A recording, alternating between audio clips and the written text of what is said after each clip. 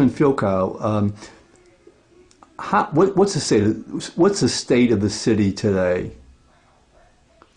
Well, I think the state of the city is a city that is still trying to get back on its feet, trying to rebuild.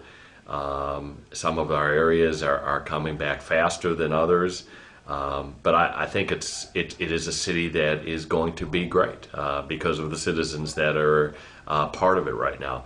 But we have a lot of work to do still. We're 3.5 years after Katrina. There's still many of our neighborhoods that look very much like they did after Katrina.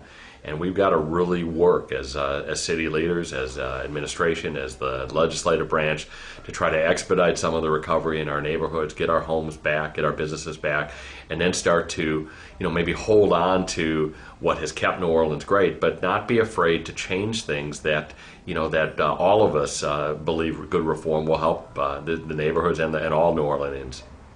Now, you have tried to reform. Others people might say that would describe it else not being reform, but you have, from your perspective and other people's perspective, have tried to reform the city in terms of transparency in government.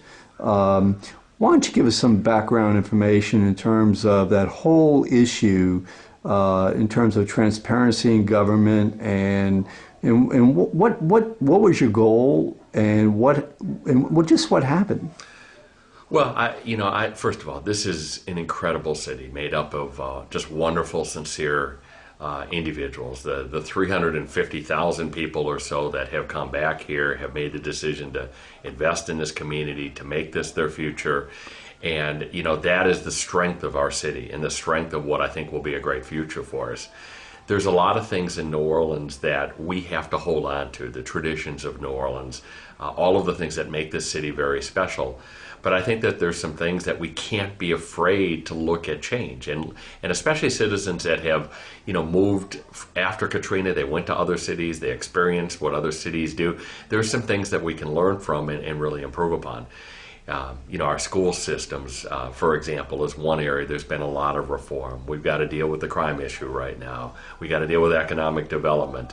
I mean, we have to really start to move this city for the benefit of all New Orleanians, irrespective of the race, irrespective of the neighborhoods, because if we could come together as a city, this is going to be a city that is going to be unmatched of anywhere in the United States, in my opinion. On the transparency issue, this is an issue that started 7-8 months ago, and it really, the genesis probably was from the days after Katrina, when the mayor put together a commission and he had 7 or 8 subcommittees, and one of the committees was, how do we do government better? And they came up with 19 or 20 recommendations, I believe, one of which is that let's continue to make sure contracting is open and contracting is fair. And I look at this issue as one of equity here, that anybody that wants to get city business should have an opportunity to do so with a level playing field. And, that's what the ordinance we put forward was about. It started last summer. We drafted an ordinance. We got an opinion from the city council's attorney saying the ordinance that we were putting forward was a good one and a legal one. Then we went to the Attorney General and said, look, just let's get another opinion on this, want to make sure that what we're doing is correct. And the Attorney General twice said what New Orleans was doing was not lawful, that we had to comply with the state open meeting laws, and we weren't doing so. And that's really the genesis of the ordinance we put forward. It really had 2 objectives. One was that, and I want to give the mayor a lot of credit here, because a few years ago when he issued his new executive order, he did reform the way we handle professional service contracts. He opened it up. He created citizens panel. I mean, this is something that a lot of people had asked for, and the mayor did it, and he should get credit for it. And there was no effort here to change the process the mayor had created. That is within her purview alone under the Home Rule Charter. What we did say, though, is whatever process exists, it still, according to the Attorney General, has to comply with state open meetings laws.